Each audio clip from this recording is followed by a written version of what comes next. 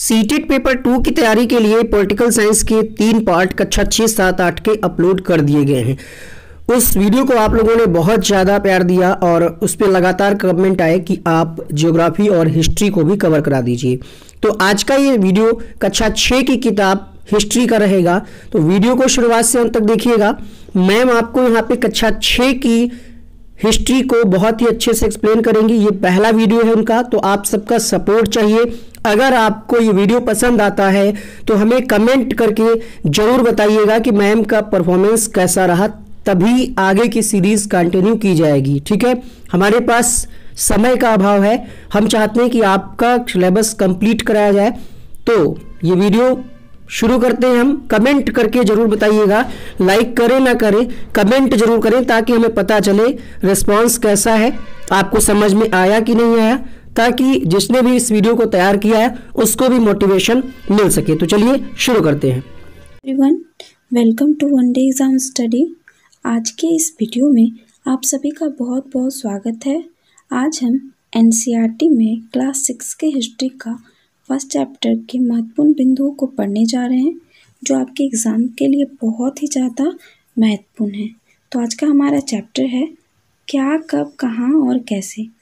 तो इसमें हम जो भी मेन पॉइंट्स है, यानी जो भी महत्वपूर्ण बिंदु हैं, उन्हें ही बस पढ़ेंगे और उन्हें अच्छे से समझेंगे, ताकि एग्ज़ाम में उससे रिलेटेड कोई भी क्वेश्चंस हो तो हम सॉल्व कर सकते हैं। ठीक है, तो आज का हमारा फर्स्ट पॉइंट है इतिहास। इतिहास क्या है और किन शब्दों से बना है?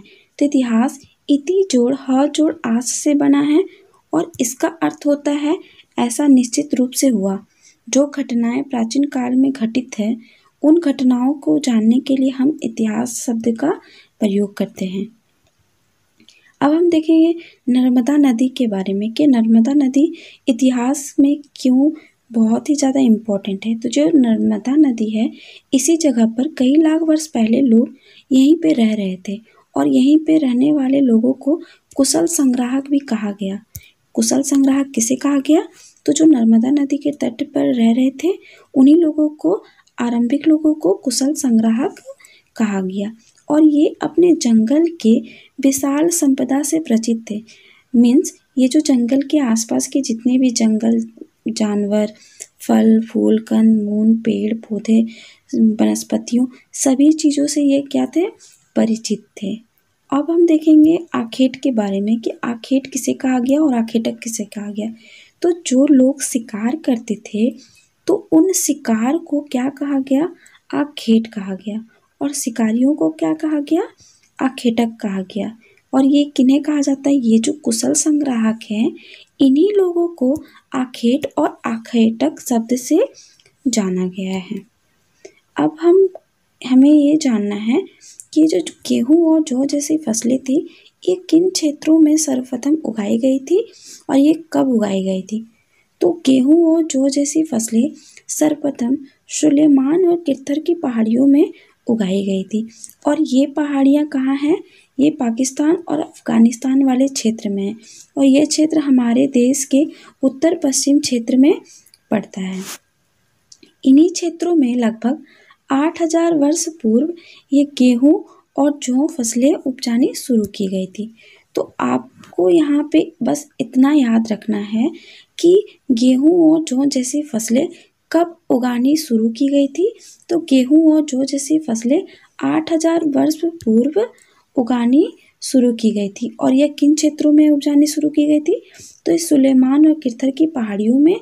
और ये सुलेमान और किरथर की पहाड़ियाँ पाकिस्तान और अफ़गानिस्तान वाले क्षेत्र में हैं।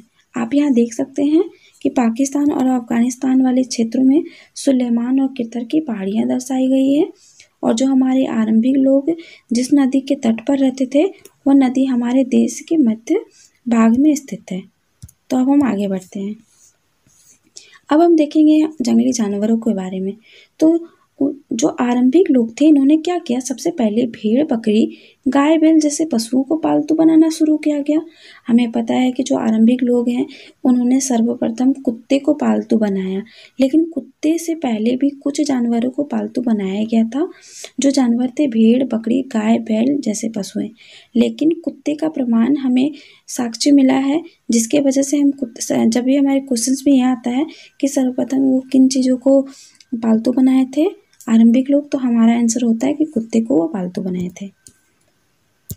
अब हम जानेंगे कि ये जो कृषि है ये कब और किन क्षेत्रों में इसका विकास हुआ था। तो उत्तर पूर्व में गारो तथा मध्य भारत में विंध्य पहाड़ियों वाले क्षेत्र में कृषि का विकास हुआ था।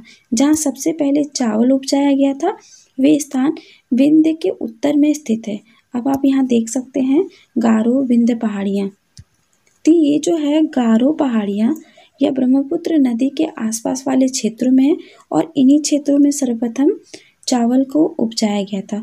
और आप यहाँ भी देख सकते हैं कि नर्मदा नदी के तट के आसपास हमारी विंध्य की पहाड़ियाँ हैं। अब हम पढ़ेंगे कि ये सिंधु नदी के बारे में, कि सिंधु नदी और उसके तटवर्ती इलाके किन चीज़ों के लिए बहुत ज़्यादा खास है।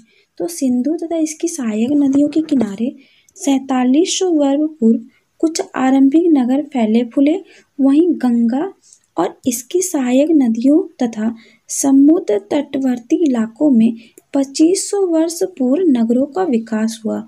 आपसे पूछा जा सकता है कि गंगा और इसकी सहायक नदियों के तट पर नगरों का विकास कितने वर्ष पूर्व हुआ था।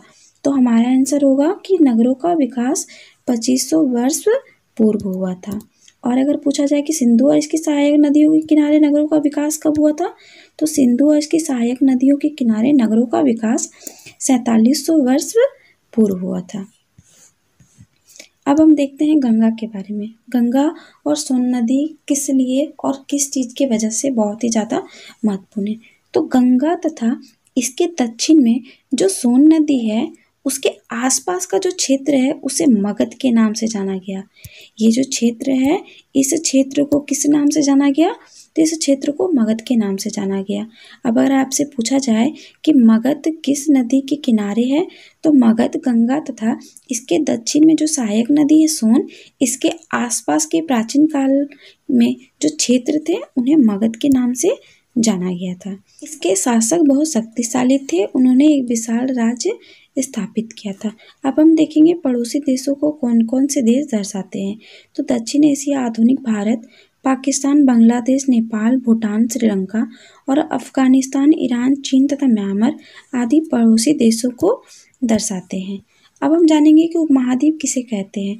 तो दक्षिण एशिया एक महाद्वीप से छोटा है, लेकिन विशालता तथा बाकी एशिया से समुद्रों पहाड़ियों तथा पर्वतों में बटे होने के कारण प्राय इसे ही उपमहाद्वीप कहा जाता है। अब हम जानेंगे इंडिया के बारे में कि इंडिया शब्द की उत्पत्ति कहाँ से हुई और किन शब्दों से हुई। तो जो हमारे देश है इन्हें हम क्या कहते हैं, इंडिया कहते हैं या फिर हम भारत कहते हैं। इंडिया शब्द इंडस से निकला है, जो सिंधु संस्कृत में सिंधु कहा जाता है।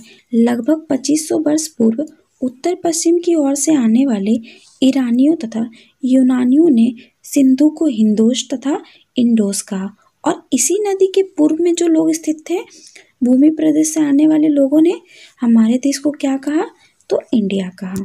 अब अगर आपसे पूछा जाए कि इंडिया शब्द की मतलब इंडिया शब्द का प्रयोग किन लोगों ने कहा, तो ईरानियों और यूनानियों ने क्या क्या हिंदोस और इंडोस कहा और नदी के पूर्व में स्थित भूमि प्रदेश को इंडिया कहा। भारत नाम का प्रयोग उत्तर पश्चिम में रहने वाले लोगों के समूह के लिए किया जाता था और इस समूह का उल्लेख संस्कृत की आरंभिक कृति यानी लगभग 3500 वर्ष पुरानी जो कृति थी हमारे ऋग्वेद, इसमें मिलता है और इसी से हमें पता चलता है कि हमारे देश का नामकरण किनके वजह से और क्यों और कब हुआ। ठीक है फ्रेंड्स, तो अब आपका यहाँ तक तो आपका कॉन्सेप्ट क्लियर हो गया होगा। अब हम आगे देखते हैं। अब हम जानेंगे अतीत के जानकारी के स्रोत के बारे में कि अतीत के जानकारी के लिए किन किन स्रोतों का बहुत ही ज़्यादा महत्वपूर्ण योगदान रहा है। तो इनमें सबसे पहले हम जानेंगे पांडुलिपि के बारे में। तो पांडुलिपि क्या है और इसका क्या योगदान रहा है हमारे प्राचीन स्रोतों के लिए। तो ये पुस्तक हाथ से लिखी होने के कारण पांडुलिपि कही जाती थी। पांडुलिपि किसे कहते हैं? तो पांडुलिपि हाथ से लिखी जाती थी और इन्हें पांडुलिपि कहते थे। अंग्रेजी में पांडुलिपि के लिए प्रयोग होने वाला मैन्युस्क्रिप्ट शब्द लैटिन शब्द मैन्यू से निकला है, जिसका अर्थ होता है हाथ। ये जो पांडुलिपि शब्द है, ये अंग्रेजी में पांडुलिपि के लिए कौन से शब्द का प्रयोग किया गया? तो मैन्युस्क्रिप्ट शब्द का प्रयोग किया गया। और जो ये मैन्युस्क्रिप्ट शब्द है, ये लैटिन शब्द मैन्यू से निकला था और इसका अर्थ होता है हाथ। इसीलिए हमें इसे क्या कहते हैं? हाथ से लिखा हुआ।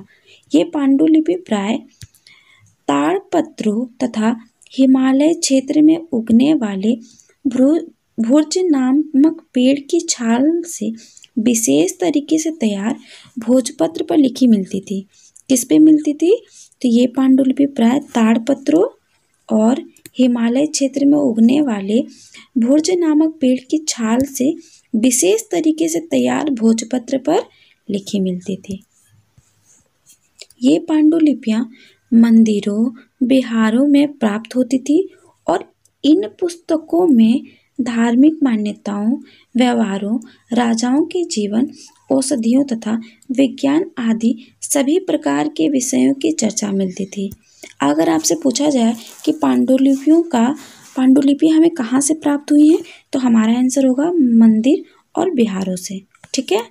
अब हम देखेंगे अभिलेख के बारे में कि अभिलेख हमें कहाँ से मिला और किन चीज़ों में प्राप्त हुआ है। तो ये जो हमारा अभिलेख है, यह पत्थर तथा धातु जैसी अपेक्षाकृत कठोर सतहों पर उत्कीर्ण किए गए मिलते थे। ये जो अभिलेख थे वो पत्थर पे या धातुओं पे उत्कीर्ण किए हुए मिलते थे और इन पर शासकों के आदेश, प्रशंसा, वंशावली तथा कार्यों का विवरण मिलता था। तो अगर आपसे पूछा जाए कि अभिलेख क्या है, तो पत्थर तथा धातु जैसी अपेक्षाकृत कठोर सतहों पर उत्कीर्ण किए गए लेखों को अभिलेख कहते थे।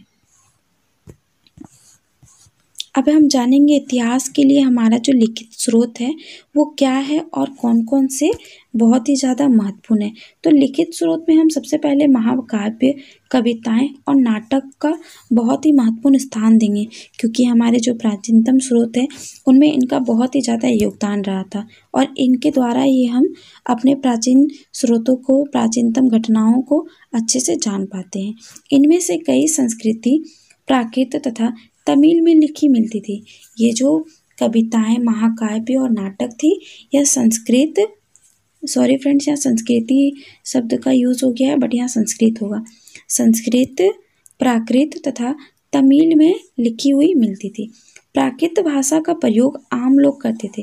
ये जो आम लोग थे जो गाँवों में रहते थे, और ये जो मतलब जितने भी महाकाव्य, कविताएं, नाटक थी, ये आम लोगों की भाषाओं में लिखी गई थी और आम लोगों की भाषाओं को ही प्राकृत भाषा कहा गया था। अब हमें पढ़ना है पुरातात्विक साक्ष्य के बारे में कि पुरातात्विक साक्ष्य हमें किन किन चीज़ों से मिली है। तो ये जो पुरातात्विक साक्ष्य है, पत्थर और ईंट से बनी इमारतों, अवशेषों, चित्रों और मूर्तियों के अवशेषों से हमें प्राप्त हुए हैं।